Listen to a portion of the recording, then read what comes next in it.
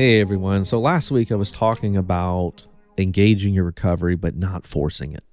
Engage it, let it become automatic, let it become, like Bruce Lee said, a process that you forget so that it's instinctual, so that way you can flow. So you're not sitting there every day or every moment of your battle, calculating your next movement, that time that you waste, the energy, all of it. Bruce Lee was very, very brilliant in this regard, and he knew, let it go, let it become instinctual, flow. In other words, enter your flow state. You hear about this all the time with athletes and artists and just even brilliant people, even physicists talk about flow state. And so what I want to talk about today is when relaxation techniques backfire, right? And this happens a lot. I've had so many clients that said, CBT didn't work for me, or I went to therapy, or I tried the breathing techniques, or I did this, I did that, and it just got worse. It doesn't work. And that's a scary moment when the one thing that you knew wasn't, going to be super great for you, it's not going to be, going to therapy is not like getting a pill that's going to just automatically reduce your anxiety. I mean, you go, okay, I got to go to therapy. I got to pay for this. I got to sit there. I got to get there. I got to sit in front of this person. I got to pour my heart out. I got to do these tough techniques. It's going to take several weeks or months. And even then it's going to be very mild and slow. And the positive effects I'm going to gain from that, that's already tough enough. But then when those things start to backfire, it's like, oh my God, now I'm really losing hope. Additionally, to a further state, I'm losing hope because the one long shot that I had is now backfiring. Not only is it not being effective, it's backfiring. Come on. But I'll tell you, there's a good reason that this happens. And I think sometimes the therapists don't catch it because when you're dealing with benzo people, it's a ultra sensitive population, an ultra vulnerable population. And I don't think a lot of therapists are equipped. They're not quite realizing what they're looking at. They don't realize how sensitive their clients or their patients are. And so when relaxation techniques backfire, usually what's happening here is the technique, the practice of it has become a trigger. And why did it become a trigger? Well, maybe for different reasons. One, cognitively, it's we are putting so much pressure on ourselves for these things to work. We're like, God, I hope this breathing, it's got to work. It's got to work. It's got to work. And it becomes like, again, effort. It becomes stressful. And any exercise, any technique, guys, that starts to stress you out is bad. Abandon it. If walking, and I always will preach about walking every day, it's so good for you. But if you are so fed up with walking and you are just so emotionally resistant to walking, then it probably isn't good, whatever it is. Right? Now, we can try to change our perceptions around that. We can change our attitudes around that. We can find our baselines. Maybe we're doing too much too soon, which is oftentimes the case, really. But we got to figure it out. What is the emotional reaction? What's stressing us out here? And we need to eliminate that because you forcing yourself to do a bunch of stuff that's going to stress you out is not going to make you better. On the other hand, avoiding everything that stresses you out is not going to make you better, right? Either way, you got two situations here, both recipes for disaster. So what do? You find a balance, of course, in the middle. I mean, life is all about balance. And again, so when relaxation techniques backfire, it's oftentimes because we are stressed out about the technique. We are triggered by the technique. We're putting so much pressure that this damn thing has to work. Okay, I'm laying in the bathtub, I'm breathing. Why am I getting activated? Now, you might have heard me before talk a lot about how the limbic system learns. Again, there's cortex anxiety, there's amygdala-based anxiety. Cortex is logical, amygdala is unconscious, right? And so sort of like that analogy I use where if you were sitting on the couch watching TV with a friend or a dog, say your dog, right? Just for fun. Your dog represents your limbic system, your amygdala. And you're sitting on the couch watching TV and suddenly you get up and you check the door. Okay, it's locked. You lock it. You sit down. Dog's looking at you. Oh, what did you do that for? Then you get up, you look out the window. You're looking out the blinds, you're peeking out. Then you sit back down. Dog's looking at you. Then you get up and you go out to the back door and you lock the back door. Dog's looking at you. What? Now he's starting to sit up. He's like, what's going on? Somebody here? Are we in trouble? And you go, no, we're good. Okay. You sit back down, you start talking to the dog again. And you just look at him and you say, hey, we're good. We're safe. He goes, okay. I mean, now I'm starting to think we're not, because you're getting up and you're checking everything and you keep telling me we're safe. And right, it starts to get a little bit, things start to get a little bit twisted there. And before you know it, now everything you do to try to tell the dog or convince the dog or the person in the room that you're safe is only making them more anxious. In a very similar way, this is what happens to our amygdala. All the effort starts to actually backfire, and the amygdala says, why are you going through such great practices to try to convince me we're safe? I'm getting the signal we're not safe, because why would we be doing this? And so it starts to hit you full of hyperarousal. You start to feel your cortisol levels start to raise, your norepinephrine levels start to raise. Of course, as I always tell you guys, as those things increase, the brain is a system of allocating resources. It doesn't waste energy. It doesn't waste processes. So when it has to make a decision, such as fight or flight, in that case, hyperarousal is a low-grade fight or flight response, it starts to say, okay, you know what? We only have so much resources. We're going to shut down certain features. We're going to pull our troops out of certain areas, and we're going to relocate them over here. Right. And in this example, would it be, for example, it's going to pull the blood. It's going to slow down your digestive tract, and it's going to pull the blood into your limbs. It's going to turn off some processes and then heighten other processes in your body. Your senses become more heightened. All these things. It changes your way you're thinking. Your brain becomes much more hypervigilant. You're on the lookout for danger. You are sharp, and you have a sense that we are in danger. Really, that's what your whole consciousness has become, and focused on this.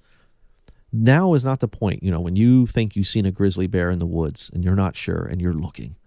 Now is not the time to think about falling in love, who you really are, what your dreams are, right? The hierarchy of needs, or so to speak. When you look at the hierarchy of needs, it starts at the base of just survival, safety, food, water. And then as we go up, we can start thinking about, our favorite clothes or music. But in the moment, and in this process, you go, as the hyperarousal gets so high, if the panic gets so high, the fight or flight response gets so high, you can really start to forget like basic stuff. Like if a bear was about to charge you and suddenly you could somehow hit pause and then say, what's your phone number? You go, what? I don't know. If you were in a car, you could just suddenly forget how to drive. Your system shuts down. It gets into a very primordial, your brain literally starts to say, to your intellect and your personality, step back, I got it. And you're sort of watching this. You're in autopilot. You're in the back seat now, right? And your nervous system is saying, I got this, get back there. And whatever's going to happen is going to happen. You're going to run, you're going to fight, you're going to pee your pants and fall down and be paralyzed. This is a process that's beyond you. So remember that. And also, this is a good teachable moment that same thing I'm describing is happening on a very low grade level all through benzo withdrawal. Like it's constantly working against you. This is why I constantly say you can't really truly trust all your thoughts and fear and your responses, because you have to see as hyperarousal rises, this stuff increases and you're getting more and more manipulated. All right. Anyway, back to when relaxation techniques backfire. Like that analogy with the dog on the couch and you getting up and looking out the window 50 times. The other way around this is to stop talking, stop trying, stop forcing, right? So if you're going to relax, and it is a great thing to learn how to slow breathe and, and access your senses in a way that's going to convey safety to the amygdala. This is going to activate your parasympathetic nervous system. That's your brake pedal of the fight or flight mechanism. Okay, that's very important. And as you learn to activate this, you quite literally develop pathways, neural pathways, quick little routes to this ability, to this, to be able to activate the parasympathetic, increase good chemistry, reduce bad chemistry, and get yourself out of a anxious moment. It's a hell of a skill set. It's a hell of a skill set. Religions have been built around this skill set. I mean, quite literally. It's the foundation of Buddhism, right? It's great, but you cannot force it. If you get in the bathtub and you're going to do some deep breathing and you start, okay, I got to do I have to do deep breathing. There's so much weight on this. If this doesn't work, oh my God, it has to work. And you start pressuring your limbic system, it's going to react. And the more sensitized you are, maybe the harder your benzo recovery journey's been. Maybe the doctor ripped you off your med. I don't know what your story is, but the harder and the more sensitized you are, the more difficult this is. So we have to find our entry point. And maybe it's not even laying in a bathtub and doing deep breathing. Maybe it's just doing something like mala bead, mantra work at first. Maybe it's just slowly learning how to refocus your attention and gently pull it away from that kind of addictive, obsessive fear, the fear anchor, the fear gravity. Fear has a gravity and it's pulling you in. And you're trying to peel yourself away from that and be more here. But not only is there a gravity where fear is pulling you in, it's also giving you a little bit of a reward. It's saying, here, let's ruminate together. Isn't it fun? I mean, it's the reason why, we'll rubberneck past every car accident on the highway. You could drive by a rose bush, a beautiful rainbow, and you just kind of die. Oh, yeah, there it is. But look at that car accident. We're glued to that stuff. We are wired to that stuff. We love, misery loves company, and fear and stress becomes an addiction. Worrying becomes an addiction. There's a self-soothing mechanism. Understand that. So we're trying to peel ourselves away from that. But again, we have to do it very gently. No resistance. So if you're going to start practicing, let's say, relaxation techniques, just practice them because they're healthy, they're relaxing, but don't do it because it's benzos. Don't put pressure on the limbic system that we have to do this thing to save our life. Stop that. Don't do that. Again, I'll give you another analogy. Sleep.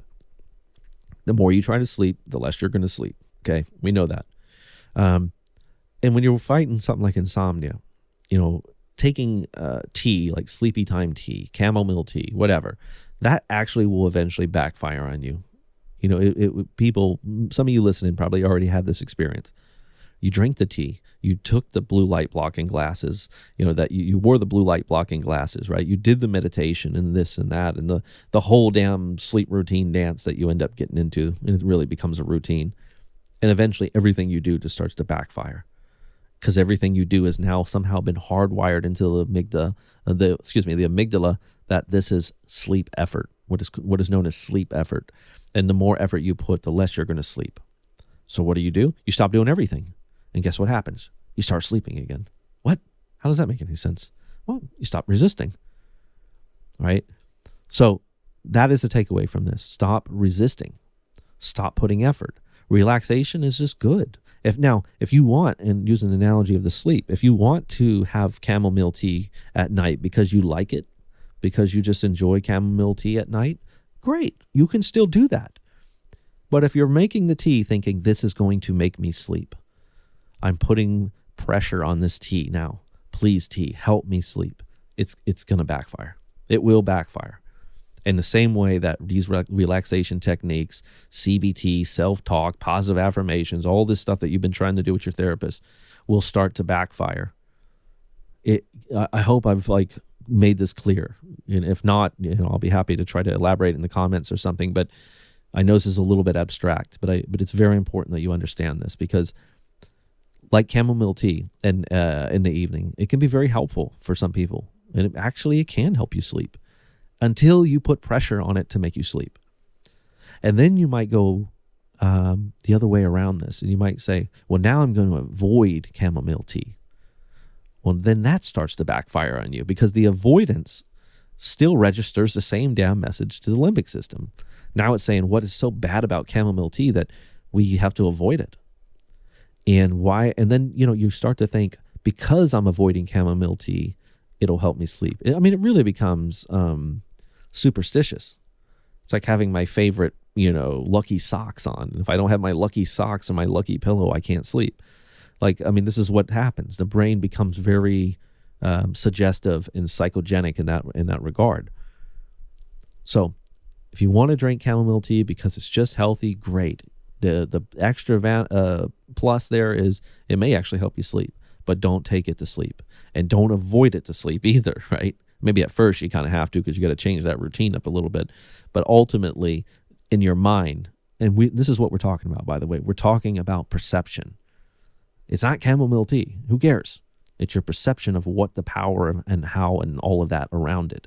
The breathing and laying in a bathtub is fine until you add a bunch of pressure to yourself that this stuff is supposed to be a fire extinguisher, right? Like as though you were on fire and this breathing has to put out the fire. Come on. Well, now you're just associating suffering with this exercise, and the amygdala is going to link the two kind of stupidly. It will link the two together. Nerves that fire together wire together. So it says, okay, these two things here, deep breathing and fear, they go together, right? And so the thing that's supposed to lull down fear now becomes a fear accelerant. And it's like, oh my God, this is madness. So I hope I've been clear. Don't stop deep breathing and relaxing. Find your baselines and just do it because it's healthy. Just do it because it's healthy. Think about everything you do in benzo recovery. Do it because it's healthy. If you're eating good, don't do it because it's going to prevent benzo symptoms. Eat healthy because it's healthy. If you want to pray, if you want to meditate, if you want to do relaxation, if you want to exercise, if you want to do exposure, do it because it's healthy. And then indeed, it is healthy. It really is healthy. These are healthy things. It just so happens that they also will really help you in your benzo recovery, but don't put pressure on it. Hey everyone, I'm Coach Powers and I'm excited to announce the launch of my new online benzo recovery school. The school launched with Module 1 and will have a total of 4 modules, each module with a dozen or more video lessons. Here are some contents in Module 1. This creates the basis for my recovery program. If you know anything about my approach to benzo recovery, you know I'm a bit different than other benzo coaches in that I do not subscribe to the lay and pray model of recovery. Instead, I believe benzo injury is a kind of neurological injury that requires neurological rehabilitation. This neurological rehabilitation encompasses learning how to access our good chemistry while also reducing the so-called bad chemistry, cortisol and adrenaline, and also learning how to lull down our hypervigilant limbic system. This includes learning techniques in CBT, DBT, mindfulness therapy, and neuroplasticity building. Now, I've studied clinical psychology for the last 15 years of my life, and my benzo recovery program encompasses the same things that I use to make my own recovery after a 10-year, 40 milligram Valium dependence. My recovery program observes 4 stages of recovery with 3 tiers of development. In fact, my stages are all focused on development. This makes them different than the 3 obvious stages of recovery, which include the pre-taper, the taper, and post-taper. Instead, my stages serve as a kind of developmental roadmap, with each stage serving as a bridge to the following stage. These 4 stages include Stage 1, restoring hope, Stage 2, the new beginning, Stage 3, the montage, and Stage 4, coming home. Perhaps most importantly, each stage has 3 key learning goals and also 3 key roadblocks. These stages revealed themselves to me after years of working with literally thousands of people from all around the world. After enough experience, you begin to see patterns and trends, and you see where people triumph and what roadblocks can prevent them from moving forward. Now remember, just because you may have come off your benzo doesn't mean you automatically reach Stage 4, the final stage. Again, these are developmental stages, which is why someone can come off of their benzo and still be stuck in their recovery. In fact, it's entirely possible to come off of your benzo and be stuck in Stage 1. Here are some other features the online benzo recovery school offers. Aside from being a school, it's also a positive focused support group. And believe me when I tell you, my students are a different breed of benzo warriors. They are wise, they are driven, and they understand the mission. I, Coach Powers, will also be doing live video Q&A weekly in the community, talking, teaching, and answering questions from all of you. There will be downloadable resources such as a rumination and exposure therapy log, templates for checklists, and much more. Additionally, there will be new benzo sleep affirmation videos exclusive for the school, as well as new and early original content. There will be a regular benzo blog, benzo-related news, and even a private early screening for my benzo recovery feature film, Lake of Fire. All of this and only for a special introductory rate of $30 monthly while time lasts. So come join the positive community and let's work together on facilitating our recovery. See you there.